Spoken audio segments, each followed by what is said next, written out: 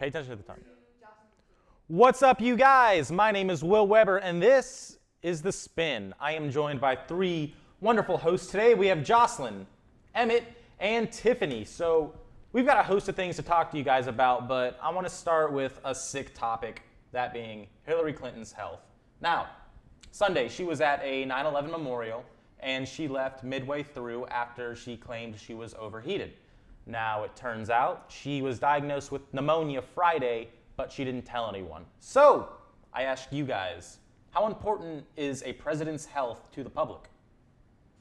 Well, I think that president's health is obviously very, very important because if your leader's sick, you're going to want to know. And I think the big issue that people have been seeing is not the fact that she has pneumonia, because it's a pretty common thing, but the fact that she has this weird desire to have like the most secretive and private life. She doesn't want anything about her life to be known by the public. And I think that's probably the main issue that people have with this whole thing. Yeah, so we've seen presidents in the past release up to 70 pages of medical information. Do you guys think there's a line between what should be confidential and your role as a public official? Should we know everything about their health? Well, yeah, because that's what you sign up for when you run for president. I mean, nothing is private anymore. You know, you're a public figure. And look at John McCain. I mean, he released thousands of pages of medical records to show that he was cancer-free in 2008. I mean, Hillary can't show us that she has pneumonia. I mean, yeah, you can't do all that. But I feel like if she had said something, people wouldn't be tripping like they are now. Because she was sick. Yeah, I give it to her. She was sick. Everybody's been sick one time in their life. Everybody got overheated. But I think because she waited to say, I was sick, that's why people are more like, why you didn't tell us now? Because, like you said, she's trying to be president. So what if you get sick when you become president, if she does? What you going to do, not show up? Like, kind of need to know that now. Mm-hmm. And sickness takes on a whole new character when you look at age. Because if any one of us were to come down with pneumonia, it would be, you know, oh, right, we're out for a week of school, we might miss some assignments. But Donald Trump's 70, Hillary Clinton's 68. Pneumonia is a big deal for people that age. Do you guys think that because they're past the age of retirement and they're as old as they are, that their health should be even more of a concern than the normal person?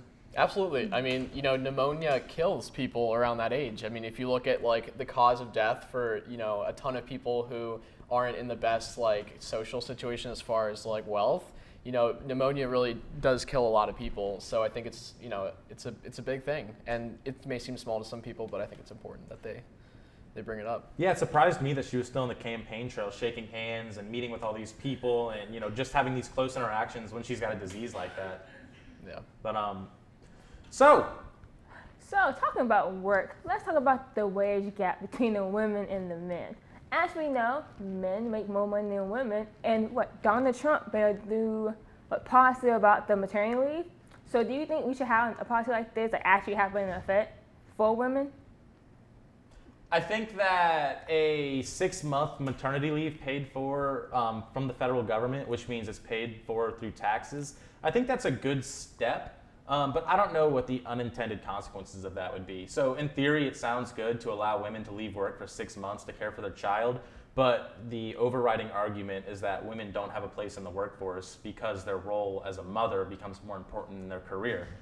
So while I think it's nice to have a mother at home and a mother caring for her child, I don't know if that would have an unintended consequence later on when it comes to paying women and how much they make and their future opportunities. Because when you're not at work for 6 months, you miss stuff. You're not there every day. You're not experiencing the daily grind of work, and you just lose those connections within the office place. Right, but those first 6 months of life for that baby are really crucial. I mean, at least you should give 6 months leave to women. And I mean, yeah, I'm going to miss out on stuff in the workplace, but is that more important than raising my child? Well, I think family planning is definitely important. I mean, if you're going to have a kid, maybe you should have it before you decide to get very, very far down in your career path. Mm-hmm. I mean, 6 months, especially if you're like a senior position in your company, they're probably not going to find a replacement for you to cover you for 6 months to like get your job duties done. And it's going to make it harder on the staff, and you're not going to be there. And especially if you're a crucial part of the team, like it's just going to be tough. Your study came out that even in college right now, when we graduate, women have to take 10 years to even make somewhat similar money that a guy would have made. So you're already coming in the door like behind what a guy will make, and then you're out for some months, you're losing money. So do you think it's based off like your majors, how much money you get to begin with, like your senior positions? Well, I think a lot of the studies that are going around on like Facebook and stuff, the ones that people are reading, they're not focusing and they haven't really picked apart the different types of majors and how like people in the same major compare as far as how much money they make. It's just comparing, you know, person A is a woman, person A or person B is a man. They both graduated from the same college with a similar degree, not like a specific degree, just like, you know, a Bachelor of Arts or Bachelor of Science. And they're saying that, you know, women don't earn as much as men. But a lot of times women go into, you know, fields of work where they're just set up to not earn as much money as like someone else who like might have the same degree. I mean, you know, one of the most popular work tracks for women is to become a registered nurse. And that salary usually caps out around 70 or 80,000. And, you know, other men are just going into like different fields like engineering and, you know, digital stuff where you're going to earn 6 figures. Yeah, I think within the field though, when you talk about why women make less money within the same job class as men, it comes back to the, you know, the nurture versus nature argument where, like you said, in the first 6 months of raising a child, it's so important to be there for your child and to set your child up for success. And for women, you hear this all the time. When you have a child, they experience this love and this caring that they didn't think was possible. They care about their child more than they care about their career, than themselves, than their money. So it's like you have this child, and that takes the front seat, and you put your career on the back burner. You put everything else on the back burner. And while that's good for the child and good for the kid, which may be the most important, it's just inherently not good for your career. Mm-hmm. So I think that it's an inevitable evil at some point where there's nothing we can do about it.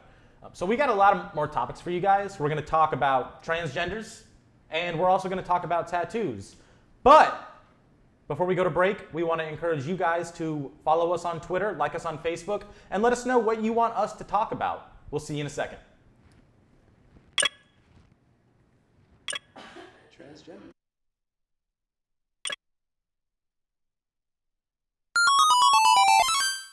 You're watching Spinnaker Television. Attention students! Spinnaker is proud to announce the launch of its new streaming service. Now, no matter where you are on campus, you could watch any Spinnaker movie with just the click of a button for free. So whether you're alone in your dorm, studying in the library, or hanging out with some friends, you will always have some of the best box office hits ready to watch. You can access this streaming site by going to movies.spinnakertv.com and clicking on the movie you would like to watch. So make some popcorn, pull up a chair, and enjoy your movie with Spinnaker Television.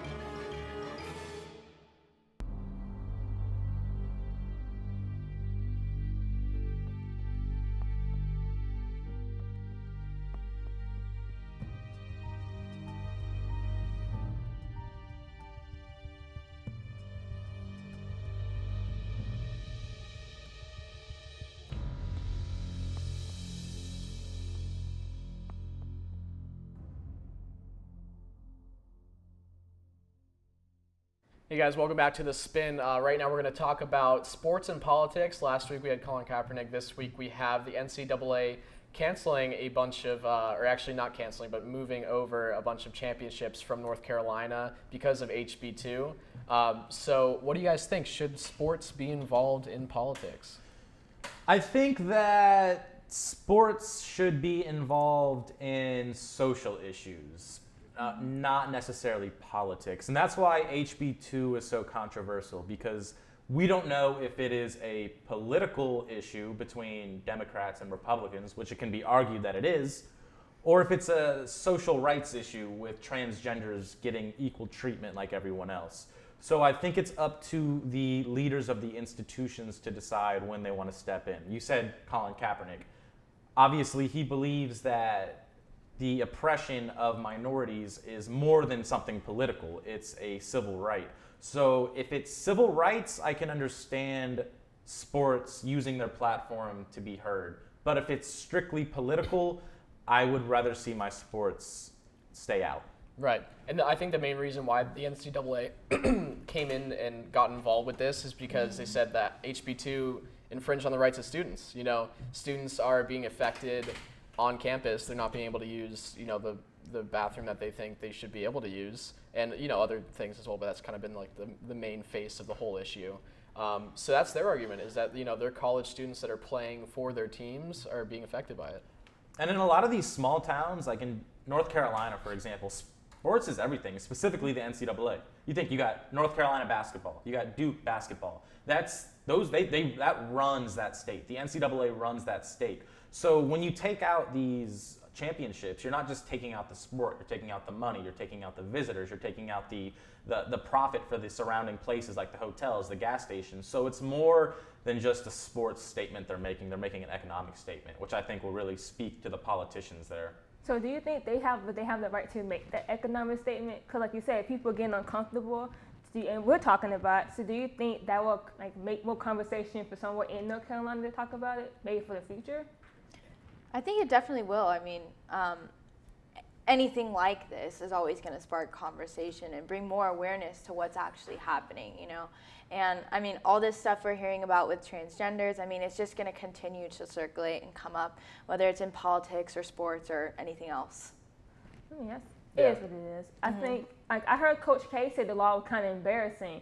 So I think coaches might use this as like a tool to teach their players, hey, this is what we should do, this is how you shouldn't do. Like you said, Colin Kaepernick had his protest going on, and I think now more players and coaches and stuff are using their platform with the public to get across different messages, and this is just one of the messages they're doing. This is just the latest too. I know that the NBA, they moved their All-Star game out of North Carolina. They were going to have it in Charlotte, at the Charlotte Hornets Stadium. They moved it out. Michael Jordan spoke against this law. NASCAR denounced this law. The NCAA has moved all their games. So it's not just one sports institution that's made a stand against this law. You've seen it kind of happen in waves. Even with, it was always the LBG community. Now it's the LGBT community to add trans.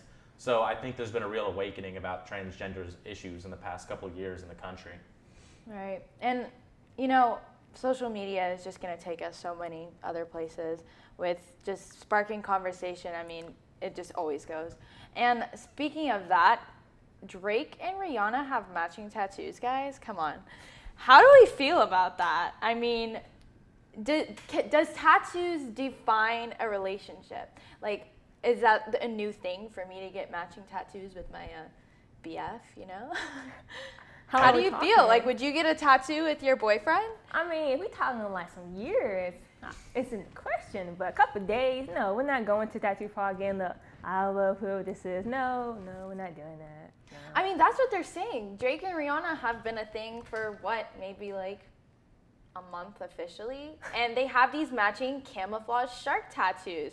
And it's speculated that it's from their date to the Ontario Aquarium. So, and she's seen carrying this little shark everywhere, but has it been too short of a time, Emmett?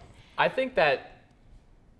don't think that if they got a tattoo of a thing, it's not as bad as names. Oh, totally. If it was names, then it would be ridiculous. I think everybody would agree. But if it's just a thing, like a shark, right? That's just, even if they break up, they're still gonna remember that and remember good memories. I think Amber Rose has Wiz Khalifa tattooed on her, or maybe it's the other way around.